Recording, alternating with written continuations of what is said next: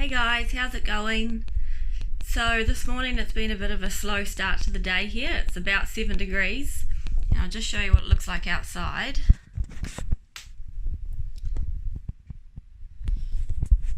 So it's kind of just starting to clear up and it's only 10 o'clock. It's been raining off and on all morning. So instead of going to work, because Shay and I both work outside and don't really feel like getting cold and wet, we decided we'd go through a few messages from Keeping It Wild. And we noticed that there were quite a few questions that were coming through from different people, but the same kind of question. So we thought maybe we'd do a different kind of video and do like a Q&A type thing to answer all those questions in one hit. So yeah, if you like this video, let us know. If you have more questions you want to ask, feel free to drop them in the comments below. And yeah, we'll see what you think of this.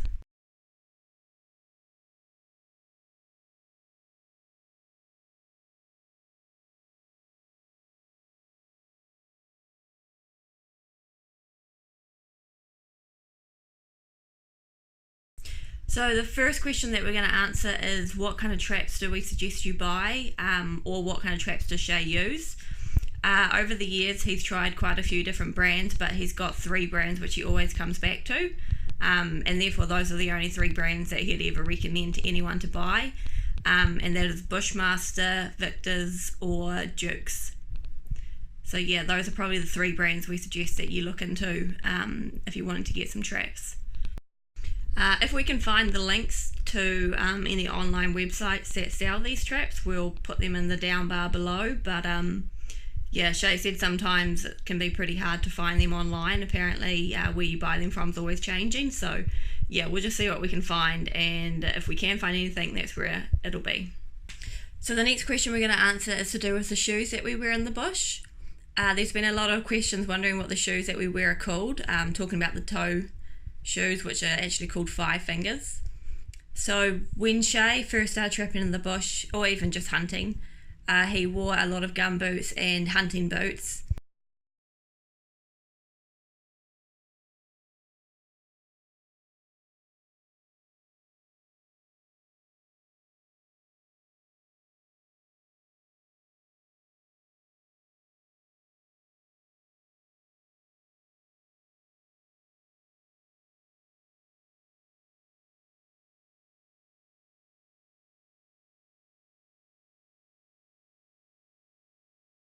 So these are what the 5 fingers look like, and there's heaps of benefits to wearing these shoes, but when I first met Shay I learnt mostly about them just from Googling, and he also gave me the Born to Run book by Christopher McDougall, as the author does speak about 5 fingers a little bit in this book. But what I'll do is I'll just go over a few reasons as to why Shay likes them so much, and also why he likes other minimalist type shoes. So one of the things he likes the most is the fact that they're light and flexible, and so they don't restrict your foot or your ankle's natural movement. And they're also really similar to walking bare feet, so you can dig your toes into the steep or slippery ground as you're walking around. He also likes them because they're really quiet for hunting. Because they're such a thin sole, they actually force you to walk more carefully over sticks and twigs because you can feel everything under your foot. In terms of how well they last, we find that they tend to last really well. My 5 fingers, as you can see, are still in great condition, even though I have worn them in the bush many times and also for running. Shay's, on the other hand, are now fairly worn, but he still wears them quite comfortably as they are, and when you consider the amount of Ks he does every day for trapping, we think they actually hold up pretty good. The other type of shoe Shay's gotten into recently is actually dive boots. A little bit different, I know, but the reason he likes them so much is that you still get the same benefits as the 5 finger. However, they also keep your feet dry when crossing water and warm in snowy or cold conditions, which is pretty important when you live in Southland. Not only that, but they also last surprisingly well. So if you love hunting in winter, or if you hunt somewhere where it gets pretty chilly, we would definitely suggest that you invest in some dive boots.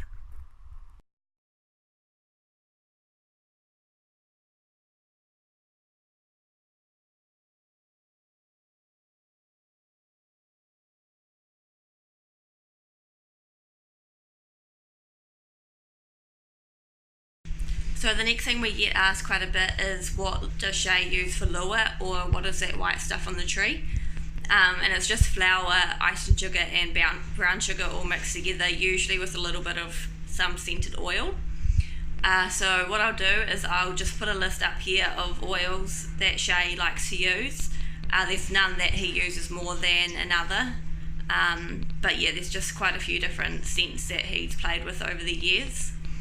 And now I'll show you where we mix it up.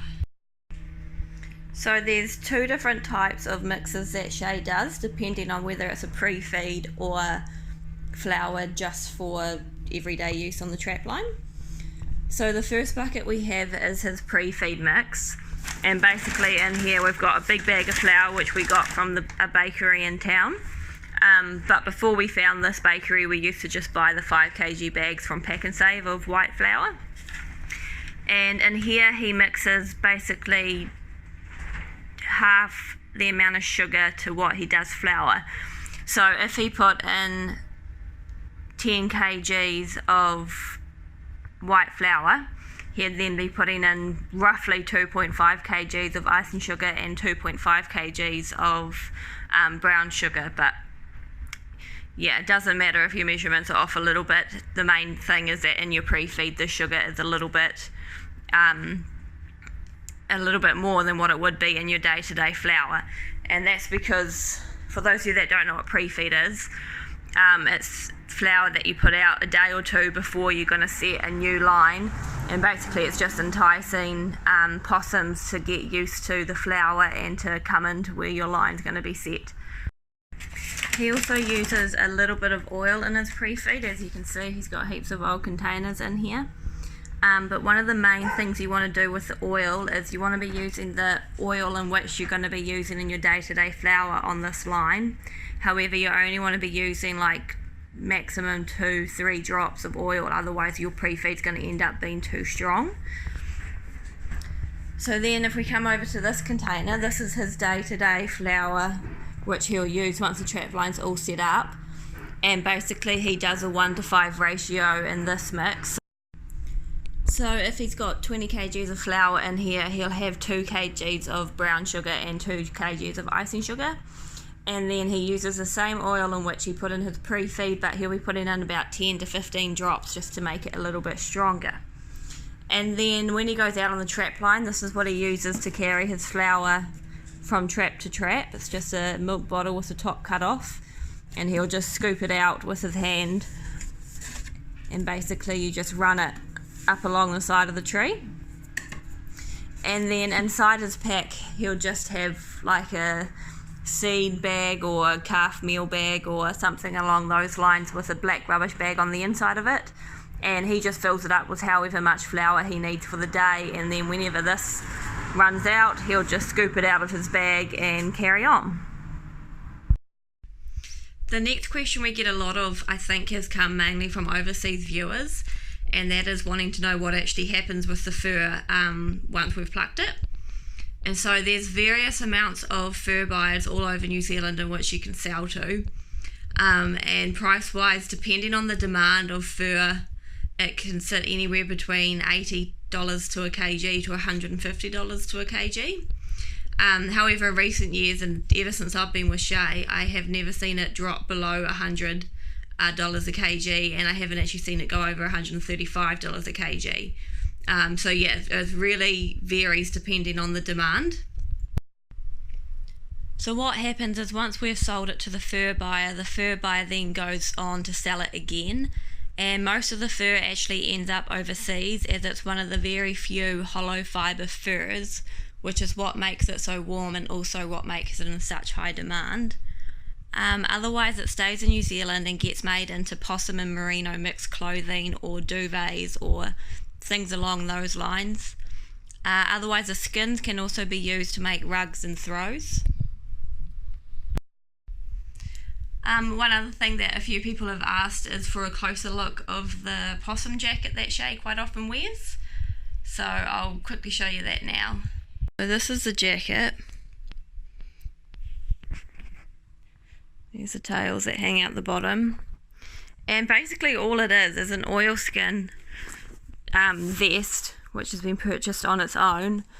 And then Shay's mum originally sewed in some of the possum skins which Shay dried out when he was younger, and she sewed them up and around kind of the collar and just down the chest part, so like around here and down onto the chest. And then when Shay got it, he found that his bag was kind of slipping off his shoulders a bit, so then he's added in a little bit of possum under here, which is just to keep the shoulders a bit more padded and also a bit more warmer. And then he added a couple possums down the bottom at the back, which you can see they're pretty roughly sewn in. I think this is actually even done with dental floss, which was in his pig first aid kit for the dogs. But yeah, it's held up pretty well and it keeps him pretty warm.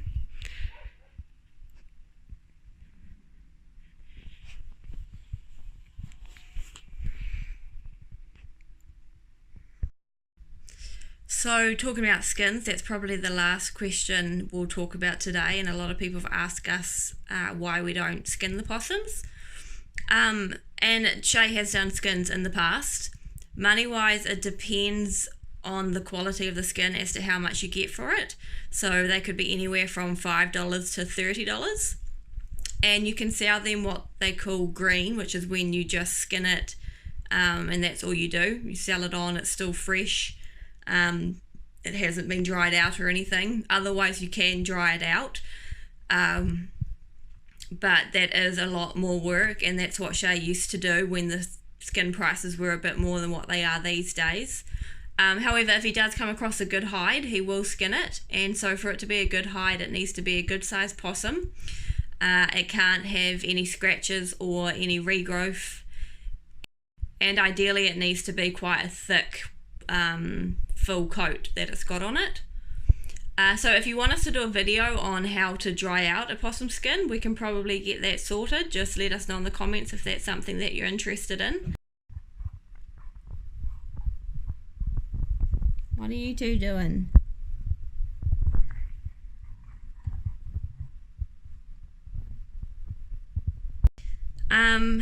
But yeah, that's probably about all the questions that we'll answer for now. Like I said at the start of the video, if you like this video or if you have other questions that you want answered, put them down in the comments and let us know. And yeah, it was a wee bit different to our usual kind of videos, but hopefully it's been helpful, and yeah, hope you all have a good day. See ya.